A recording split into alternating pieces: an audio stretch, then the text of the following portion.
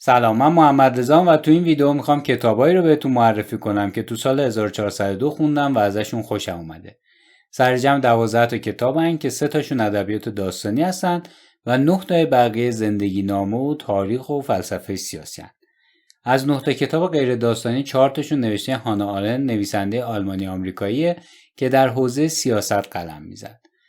اگه از شنوندگان پادکست اپیتومی بوکس هستید میدونید که من در سال 1402 فقط 5 اپیزود منتشر کردم که اختصاص داشت به کتاب انقلاب نوشته هانا آرنت. بقیه کتاب‌هایی هم که امسال از آرنت خوندم در راستای تولید همین پادکست ها بود، به غیر از کتاب آیشمن در اورشلیم که به زودی در قالب یک ویدیو جداگانه درباره‌اش صحبت میکنم. پس اول درباره کتاب‌های آرنت صحبت میکنم و بعد میرم سراغ بقیه کتاب‌ها. کتاب انقلاب اولین کتاب از این مجموعه 12 تاییه که اختصاصاً برای پادکست انتخابش کردم.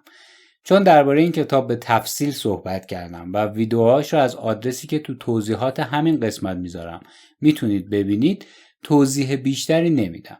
جز اینکه این کتاب اول بار در سال 1963 یعنی حدود 1341-42 شمسی نوشته شده و 20 سال بعد با ترجمه عزت الله فولادوند توسط نشر خوارزمی در ایران منتشر شد.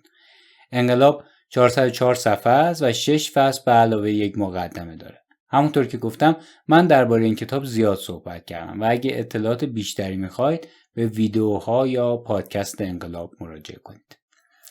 کتاب دوم کتابی درباره آرنت به اسم فلسفه سیاسی هانا آرنت نوشته لی برادشا. کتاب جمع جور و حدوداً 280 صفحه است با ترجمه خشایار دیهیمی که سال 1380 توسط نشر طرح نو و بعدتر فرهنگ نشر نو منتشر شد. نشر طرح نو مجموعه از این کتاب‌ها رو داشت که زیر نظر خشایار دیهیمی چاپ می‌شدن و یادمه که خیلی زود هم چاپ تمام شدن و مدت‌ها تو بازار نبودن. این کتاب یه جورایی نه خیلی سخته و نه خیلی آسون و سعی کرده فلسفه سیاسی هانا آرنت رو به زبانی نه چندان پیچیده توضیح بده و به نظر من برای آشنایی با تفکرات آرنت بسیار بسیار مفیده. این کتاب از 5 فصل و یک مقدمه تشکیل شده و توصیه اکید میکنم که برای آشنایی با آرنت کتاب بسیار خوبیه. اما کتاب سوم کتاب انقلاب مجارستان، مقاومت مردمی علیه توتالیتاریسمه که در واقع کتاب نیست و یه مقاله بلنده که 2 سال بعد از انقلاب مجارستان در سال 1958 در نشریه پالیتیکس منتشر شد. در این مقاله میشه رد تفکرات هانا آرنت که بعدتر در انقلاب با تفصیل بیشتری بهشون پرداخت رو دید.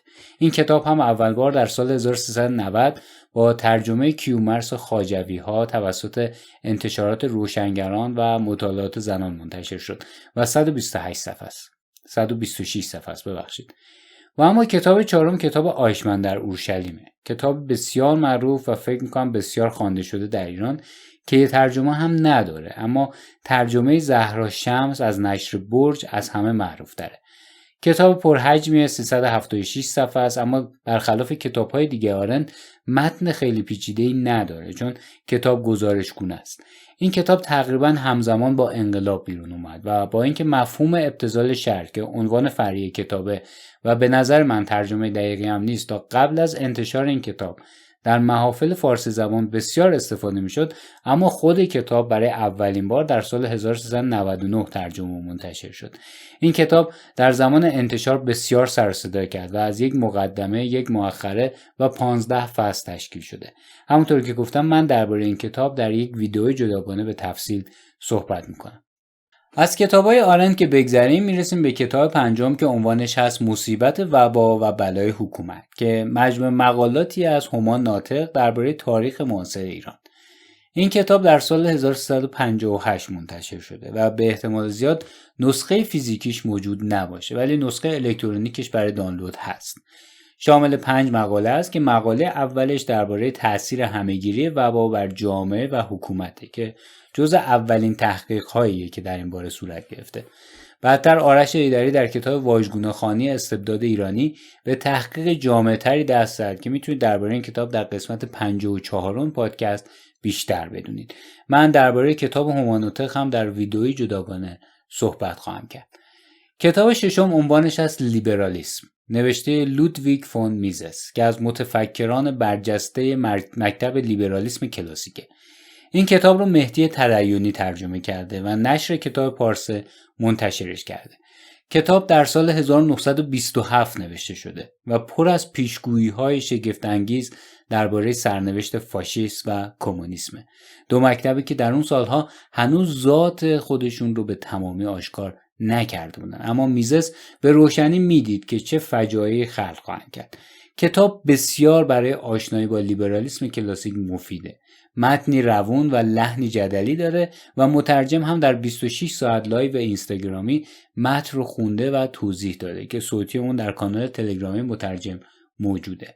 من در قالب سری ویدیوهای فلسفه سیاسی به لیبرالیسم هم میپردازم و اونجا بیشتر درباره این مکتب صحبت میکنم.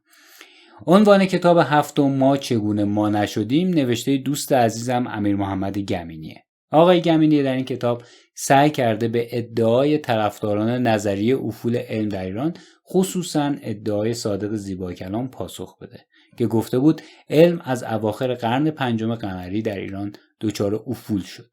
دکتر گمینی که استاد تاریخ علم در دانشگاه تهران هم است، با اتکا به شواهد و اسناد باقی مانده اثبات میکنه نه تنها علم در ایران دچار افول نشد، بلکه در بسیاری رشته‌ها رشدهای خیره کننده‌ای هم داشته، ولی علم فرنگی نشده، چون اساساً علم فرنگی ماهیت متفاوتی داشت و معلوم نبود که اگر در قرن 19 علم غرب وارد ایران نشده بود و سیستم علمی سنتی رو کنار نزده بود، آیا ما به علم مدرن میرسیدیم یا نه؟ کتاب جمع جوری کلا 96 صفحه است و نشر کرگدن منتشرش کرده و از اون دست کتاب هاست که جاش تو صنعت نشر ما خیلی خالیه. یعنی آثاری که هم علمی باشن و هم سعی کنن به دور از خود بزرگبینی و خود کوچکبینی و تعصبات ایدئولوژیک واقعیت رو ببینن واقعا کمن. حالا میرسیم به دو کتاب زندگی نامه‌ای که سال 1402 خوندم. اولی زندگی نامه فرهاد مهراد بود با عنوان چو بوی تلخ خوش کندر که به همت وحید کهندل جمع‌آوری شده و نشر ماهی اونو چاپ کرده. و دومی کتاب میخائیل باکونین نوشته زندگی نامه نویس برجسته ادوارد هلتکار که توسط دوست عزیزم محمود حبیبی ترجمه شده و نشر نو اون رو منتشر کرده. هر دو کتاب کتاب‌های خوبی هستند و لذتی شبیه به لذت خوندن رمان به من دادن. زندگی نامه فرهاد 304 صفحه است و زندگی نامه باکونین 632 صفحه که یه مقدار جزئیاتش کسل کننده میشه، اما در کل کتاب بسیار خوبیه، مخصوصا برای کسایی که میخوان جو قرن 19 که خاستگاه ایدئولوژی های قرن 20 رو بهتر بشناسن. از کتاب‌های غیر داستانی که بگذریم میرسیم به کتاب‌های داستانی. اولین کتاب داستانی رمان رنج‌های ورتر جوان نوشته گوته است که من قبلتر ویدئویی درباره‌اش ساختم که لینکش رو در توضیحات همین ویدئو گذاشتم و میتونید ببینیدش. فقط من اون موقع تلفظ دقیق ورتر رو نمیدونستم و به اشتباه ورتر تلفظش کردم که از همینجا از همتون عذرخواهی میکنم. کتاب دوم رمان صحرای تاتارهاست نوشته دینو بوتزاتی نویسنده ایتالیایی. این رمان رو من امسال برای بار دوم خوندم و این بار حتی از بار اول هم بیشتر لذت بردم. رمان درباره مردیه که خدمت در ارتش رو انتخاب میکنه، اون هم در بدترین جای ممکن. فضای تیر و تار و پر از ابزوردی که این رمان رو در بر گرفته من در هیچ کتابی ندیدم. خصوصا برای اکثر ما مردها که تجربه سربازی رو داریم این رمان خیلی ملموس تره. بوتزاتی بیشتر به داستان کوتاهاش معروف بود. منم 4 تا از داستانهاش رو در قسمت 14 پادکست خوندم که لینکش رو تو توضیحات همین ویدیو میذارم. بوتزاتی رمان‌های دیگه هم داره، اما به نظر من بهترین رمانش همین رمانه. این رمان رو نشر مرکز با ترجمه مرحوم محسن ابراهیم منتشر کرده. 264 صفحه است و اول بار در سال 1940 منتشر شده. و بالاخره میرسیم با آخرین کتابی که میخوام درباره‌اش صحبت کنم که اسمش هست رویای ایتالیایی. رمانی است از ولادیمیر لورچنکوف نویسنده اهل مولداوی که این کتاب گویا اولین کتابیه که ازش به فارسی ترجمه شده. رمان خوبی بود، طنز تلخی داشت و در خلال داستان به نقد جامعه سوسیالیستی مولداوی و نقد جامعه مولداوی دست میزنه. داستان در یک روستا و حول و حوش آدمای اون روستا میگذره که رویای رفتن به ایتالیا رو تو سر دارن. رمان جمع جوری 208 صفحه است و نشر خوب با ترجمه مهسا زمانی اون رو منتشر کرده. امیدوارم این معرفی کوتاه از کتاب‌ها براتون مفید باشه و کمکتون کنه برای انتخاب کتاب. اگه ایده‌ای برای بهبود این ویدیوهای معرفی دارید، حتما در کامنت‌ها با من در میون بگذارید. اگر شما هم تو سال 1402 کتابی خوندید که خوشتون اومده، اسمش رو تو کامنت‌ها بنویسید تا هم من و هم دوستای دیگه‌ای که این ویدیو رو می‌بینن استفاده کنیم. خیلی ممنونم که تا اینجا همراه من بودید. اگه این ویدیو رو دوست داشتید، با لایک و کامنت و معرفی کانال به دوستانتون از کانال حمایت کنید و برای اطلاع از انتشار ویدیوها حتما کانال رو سابسکرایب کنید.